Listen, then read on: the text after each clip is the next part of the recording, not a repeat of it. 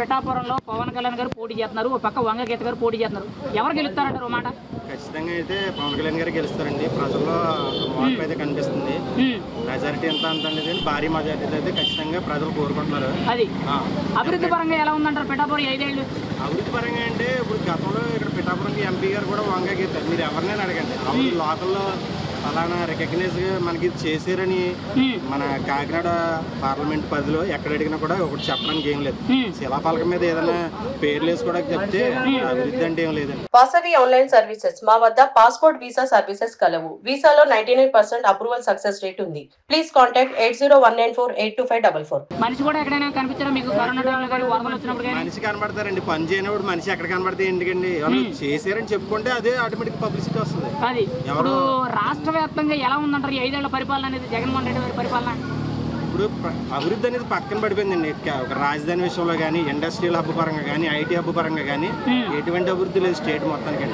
అది మొత్తం అన్ని సెగ్మెంట్ల జనాలకి తెలుసు, రైతుల పరంగా తెలుసు, ఉద్యోగస్తులకి తెలుసు, మిగతా వ్యాపారస్తులు ఏంటి వాళ్ళు మన స్టేట్లో ఏదో పలానా చేసుకుందామని బయట నుంచి వచ్చి స్థిరపడాలని ఒక కోరిక అయితే ఎవరిలో లేదు. ఈ మన రీజన్ ఒక 6 నెలల నుంచి ఒక టాపిక్ అనేది బాగా వైరల్ అవుతుంది. ఏంటంటే మామూలుగా మీ ఇళ్ల స్థలాలు కానీ, మీ పొలాలు కానీ, మీ ఆస్తులు అంటే మీ తాత బిడ్డలు సంపాదించిన ఆస్తులు ఉంటాయి కదండి, వాటి డాక్యుమెంట్ నా దగ్గర ఉండాలి, వాటి మీద నా ఫోటో ఉండాలని చెప్పి జగన్మోహన్ రెడ్డి గారు రూల్ తీసుకొచ్చారంట. అది ఎంతవరకు కరెక్ట్ అంటారు? దీంట్లో 2 పాయింట్లు ఉన్నాయండి. అంటే మనకి పూర్వం నుంచి ఆర్జించిన ఆస్తి ఏదైతే ఉందో మన దగ్గర పాస్బుక్ ఉంటుంది. ఆ పాస్బుక్ మీద ఎప్పుడు రాజముద్ర ఉంటుంది, మన ఆంధ్రప్రదేశ్ రాజముద్ర ఉంటుంది మన గవర్నమెంట్.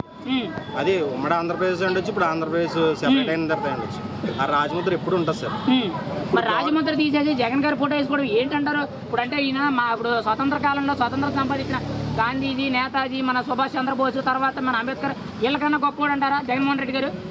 జనాలకు తెలుసండి. ఇప్పుడు మన రాజముద్ర ఎందుకు తీసారనేది ప్రతి పాస్బుక్ ఉన్న ప్రతి పట్టాదారుడికి తెలుస్తుంది.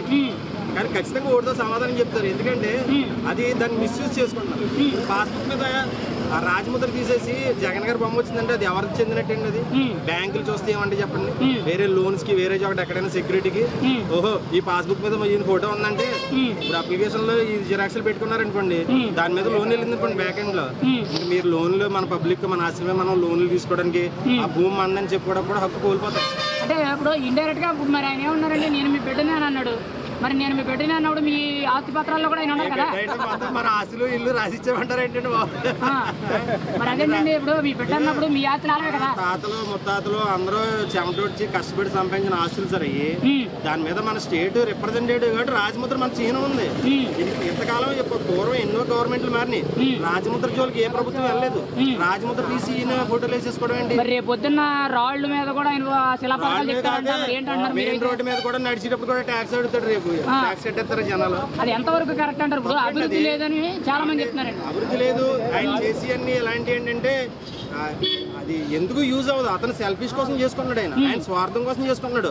ఆయన అమలు కాని పథకాలన్నీ అమలు పెట్టేసి ఎక్కడ అన్ని రాష్ట్రంలో ఉన్న ఆస్తులన్నీ ప్రభుత్వ ఆస్తులు తాకట్టు పెట్టేసి ఆ డబ్బులతో సంక్షేమం అంటే ఎందుకంటే ఆ సంక్షేమం ప్రజలు కష్టపడలేరండి. ఇప్పుడు మీరు ఒక ఎడ్యుకేటెడ్ బ్యాంక్ ఎంప్లాయీగా మీకు చాలా వరకు ఫైనాన్స్ సెక్టర్ మీద కొంచెం అనుభవం ఉంటుంది. ఇప్పుడు మనం ఉన్న రాష్ట్రంలో ఫైనాన్స్ సెక్టర్ పరంగా కానీ ఆర్థికంగా ఎలా ఉన్నామంటారు? మనం జీడిపి గ్రోత్ రేట్ కానీ ఎకనామీ పరంగా కానీ ఎలా ఉందంటారు? ఆర్థికంగా కూడా ఏం బాగాలేదు సార్.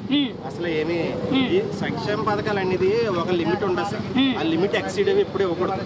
దానివల్ల ఏంటంటే ఇప్పుడు ఒక నిజంగా ఏమీ లేని వాళ్ళకి వెళ్ళిందంటే తప్పులేదు సార్. ఇది ఏదో దాన్ని ఏమంటారంటే నేను చెప్పిందే చేస్తానని చెప్పేసి ఆయన ఇలాంటి 15,000 పథకాలు ఎవరు పబ్లిక్ రోడ్ మీద వచ్చి ఎవరు అడగలేదండి. 10,000 ఇమ్మన్నారు, 25,000 అమ్ముకోవడం ఎవరు పబ్లిక్ అడగలేదు.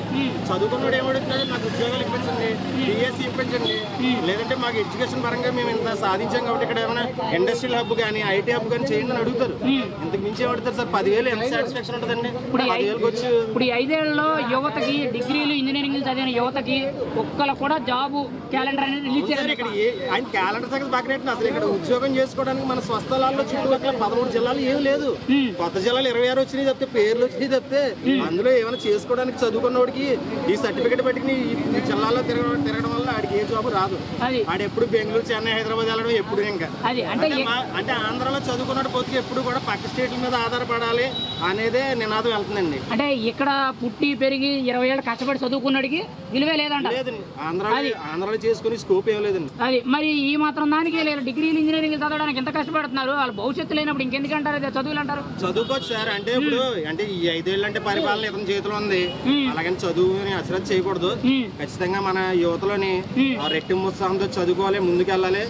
ఖచ్చితంగా మన ఆంధ్రాలో ఏంటంటే ప్రభుత్వాన్ని మార్చగలిగే హక్కు ఓటు, ప్రతి ఒక్కరికి ఓటు హక్కు ఉంది. ఆ ఓటు హక్కుతో మన పరిణామాలు మన చేతుల్లోనే మార్చుకునే అవకాశం మనకి ఇచ్చాడు. ఇప్పుడు చాలా మంది చెప్పేది ఏంటంటే ఇంకా వన్ సైడ్ గా మేము 1వ తారీఖు పెన్షన్ మాకు వస్తుంది, లేకపోతే మాకు అమ్మఒడి వచ్చింది, లేకపోతే మాకు ఇల్లు వచ్చింది, ఇంతే మాట్లాడుతున్నారండి. అభివృద్ధి పరంగా కానీ, జాబ్ పరంగా కానీ, లేకపోతే డెవలప్మెంట్ పర్పస్ కానీ ఏది కూడా గుర్తించట్లేదు. అసలు ఈ జనాలకి పరిపక్వత అనేది లేదంటారా, ఓటు కొన్ని విలువ తెలియట్లేదు అంటారా? పెన్షన్లకి 1వ తారీఖున డబ్బులు ఇంటికి వెళ్ళడం తప్పు కదండి, ఇవ్వచ్చు. ఇప్పుడు మొన్న ఎలక్షన్ కూడా వచ్చిన తర్వాత అతను పెట్టిన ఎంప్లాయీస్ మరి ఎంప్లాయీసే కాదని చెప్పింది ఎవరో ఎన్నికల కమిషన్. మరి వాళ్ళు ఇన్ని రోజులు 5 సంవత్సరాల నుంచి వాళ్ళు ఏ రకంగా 5,000 జీతం తీసుకుంటారు ప్రభుత్వం తరఫున? పెన్షన్ కోసం అతను సెట్ చేసేసి అతను 5,000 జీతానికి పెట్టామని చెప్తున్నాడు. అతను వాలంటీర్, అతను ఒక సర్వీస్ మ్యాన్, గవర్నమెంట్ ఎంప్లాయీ కాదని ఎలక్షన్ కమిషన్ వాళ్ళని పాల్గొనొద్దని చెప్పినప్పుడు ఎందుకంటే ఏం క్లారిటీ కావాలండి? వాళ్ళ స్వార్థం కోసం పెట్టుకున్నారు అది. అదే నిజంగా గవర్నమెంట్ ఎంప్లాయీ అనుకోండి, వాళ్ళు ఎలక్షన్ కూడా వచ్చిన ఇంటికి డబ్బులు వెళ్ళిద్దుడు. ఇది ఎవరో చంద్రబాబు నాయుడు, పవన్ కళ్యాణ్ ఆపేసి సీన్ ఏం లేదండి. నిజంగా ఆపేసి సీన్ అంటే మన చంద్రబాబు నాయుడు గారు బెయిల్ అయ్యి ఆయన తెచ్చేసుకుంటారు కదా. ఇప్పుడు వాలంటీర్ వ్యవస్థ అనేది ఎంతవరకు కరెక్ట్ అంటారు మాట? వాలంటీర్ వ్యవస్థ సర్వీస్ జరుగుతుందా, లేకపోతే దాని పేరు తప్పుదో పడుతున్నారు? వాలంటీర్లో కూడా కొంచెం తప్పుదోవ జరిగింది అనే వాస్తవం ఆల్రెడీ పవన్ కళ్యాణ్ గారు, చంద్రబాబు నాయుడు గారు చెప్పారు. అదే కొంతమంది ఏంటంటే పార్టీ పరంగా మిస్యూజ్ చేసుకుంటున్నారు వాళ్ళని.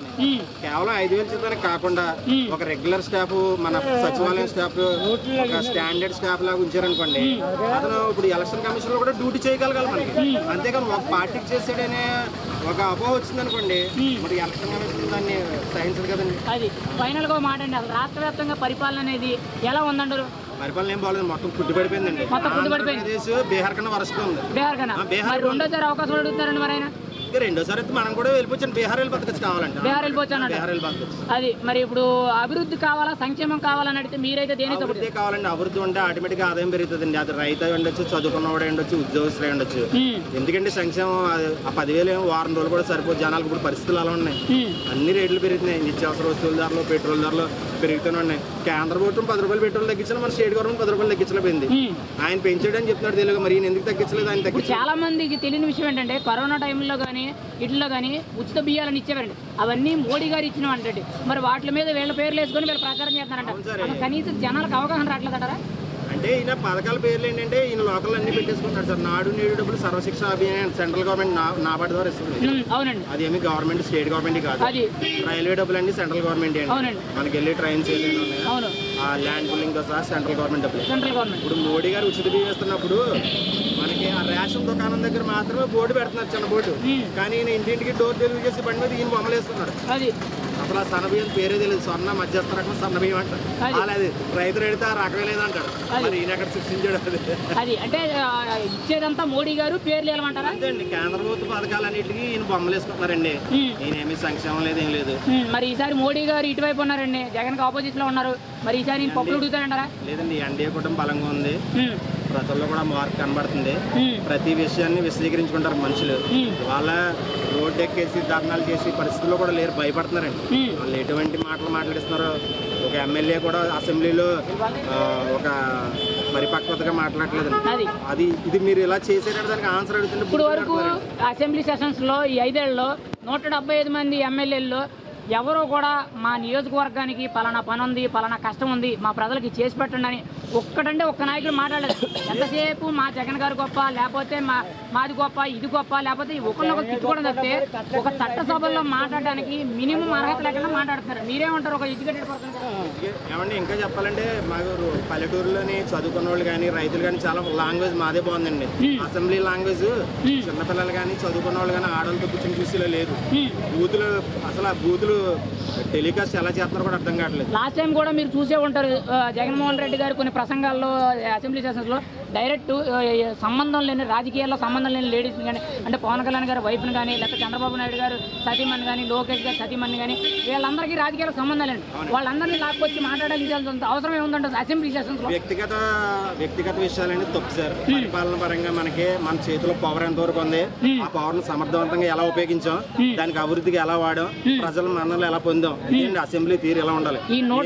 ఇది లేదంటారు. వ్యక్తిగతంగా తిట్టుకోవడం, బయటకు వచ్చి కొట్టుకోవడం అయిపోయింది. ఈ 151 ఎమ్మెల్యేలు కూడా ఎవరు కూడా ఒక నియోజకవర్గానికి అభివృద్ధి చేసినట్టు, ఒక నిధి తీసుకొచ్చినట్టు, చట్టసభల్లో మాట్లాడినట్టు ఎక్కడైనా విన్నారా, మీరు చూసారా? సార్ వాళ్ళు ఏంటంటే బయటకు వచ్చి మీడియా ముందు తిట్టడం, సోషల్ మీడియాలో హైలైట్ అవ్వడం, ఇదొకటి ప్యాషన్ గా నేర్చుకున్నారు. తర్వాత ఆటోమేటిక్ గా మంత్రి పదవి ఇస్తాడు. ఎవడ బాగా తిట్టాడు, ఎవడ బూతులు తిట్టాడు, ఆడికి మంత్రి పదవి ఇచ్చేస్తున్నారు. అంతేగాని ఎవరికో కూడా ఏ సమస్య, ఏ నియోజకవర్గం గురించి మాట్లాడట్లేదు. అది వీళ్ళకి అర్హత ఉందంటారా? చట్టసభలోకి వెళ్ళి అర్హత ఉందంటారా? లేదండి. జనాలు ఖచ్చితంగా ఓటు ద్వారా బుద్ధి చెప్తారు. మన ఏపీ ప్రజలు ఓటు అనేది ట్రాన్స్ఫర్ ఈజీగా అవుతుంది. ప్రభుత్వం పనితీరు బాగపోతే ఆ ప్రభుత్వాన్ని పడగొట్టే చరిత్ర మన ఆంధ్రప్రదేశ్ ఓటర్లకు ఎప్పుడు ఉంది. అది ఇప్పుడు తెలంగాణలో కూడా ఈ మధ్య కేసీఆర్ కూడా నేనే గొప్ప అని చెప్పి కొంచెం అహంకారంతో ఎంతో కొంచెం చేశారనుకోండి, అది వేరే విషయం. కానీ అహంకారంతో మాట్లాడడం వల్ల కేసీఆర్ గారు లాంటి సీనియర్ నాయకుడిని 10 ఏళ్ళు సీఎం కింద చేసిన నాయకుడిని పక్కన కూర్చోబెట్టారండి. మరి ఈయన అంతకన్నా ఎక్కువ చేశారన్నట్టు చాలా మంది చెప్తున్నారు. మరి ఈయన పరిస్థితి ఎలా ఉంటుంది అంటారు? 5 ఏళ్ళలోనే మనల్ని గొల్ల చేస్తాడండి ఆంధ్రప్రదేశ్ ని. లేదండి, అభివృద్ధి అయితే లేదు. ఎక్కడ మీరు ఏ సెగ్మెంట్ లో చూసుకున్నారు, రైతులు కానీ, ఎడ్యుకేటెడ్ కానీ ఎవరు చూసుకున్నారు, ఎవరు కూడా మీకు కొంచెం పాజిటివ్ గా చెప్పేది లేదు. అది పాజిటివ్ అయితే లేదంటారు. సంక్షేమ పథకాలు తాత్కాలికంగా ఏదో ఉపశమనం 2 రోజులు 3 రోజులు పడి 10 ఏళ్ళ డబ్బులకి మనుషులు ఎవరు కూడా అయితే లేదండి. ఆంధ్ర ప్రజల్లో ఎప్పుడు ఆంధ్ర ప్రజలకు ఎప్పుడైనా సరే పని చేసే నాయకుడిగా పట్టం కడతారండి. పని చేయని లేకపోతే మోసం చేసే నాయకుడికి ఎప్పుడు పట్టం కట్టరు. ఖచ్చితంగా ప్రభుత్వానికి పూర్తి ధైర్యం వాటర్ ఉంది. ఆంధ్రప్రదేశ్ వాటర్లు ఖచ్చితంగా ఈసారి తీర్పు 100% మంచి గవర్నమెంట్ కి ఇస్తారని ఆశిస్తుంది. అది మంచి గవర్నమెంట్ కి ఇస్తారంటారు. ఫైనల్ గా అయితే ఒక మాట, మీ పిఠాపురం ఎమ్మెల్యే ఎవరండి? కాబోయే ఎమ్మెల్యే 24. ఖచ్చితంగా కొన్నిదేళ్ళ పవన్ కళ్యాణ్. ఎంత మెజారిటీ అంటారు? మెజారిటీ ఏంటంటే చెప్తారండి, 100 మంది 1,00,000 అంటారు, 70,000 అంటారు. అదేమి మనం చెప్పలేము. ప్రజల్లో అయితే చేంజ్ కనబడుతుంది కాబట్టి భారీ మెజారిటీ ఖచ్చితంగా 70,000 ఓట్లు అయితే దాటొస్తుంది. అంటే చాలా మంది ఏమన్నారంటే, ఒక స్టేట్ లీడర్ పోటీ చేస్తున్నాడు, ఎక్కడికి వెళ్ళా కానీ ప్రజాదరణ పొందిన ఏకైక లీడర్ అని అంటున్నాడు. ఇలాంటి మనిషికి మినిమం 1,00,000 మెజారిటీ అనేది చాలా తక్కువ అన్నట్టు మాట్లాడుతున్నారు. అందుకనండి లేదు సార్, చేంజ్ ఉంది కాబట్టి వన్ సైడ్ అయితే విన్నింగ్ అయితే వన్ సైడ్. నేను అది 1,00,000 లేకపోతే ఇంకా దాటొస్తుందని చెప్పలేము. కూటమి అయితే అభ్యర్థులు చాలా ఉత్సాహంగా, టీడీపీ కానీ జనసేన కానీ చాలా ఉత్సాహంగా తిరుగుతున్నారు. 70,000 పైన మెజారిటీ అయితే ఖచ్చితంగా వస్తుంది. ఓట్ ట్రాన్స్ఫర్ ప్యూర్ గా జరిగిందంటే మాత్రం ఇంకా భారీ మెజారిటీ వస్తుంది. అది ఖచ్చితంగా పిఠాపురం అనేది మార్పు కోరుతుంది అంటారు. ఖచ్చితంగా అది ఏపీలో తిరిగిలేని మార్పు పిఠాపురం నుంచి మొదలవుతుంది.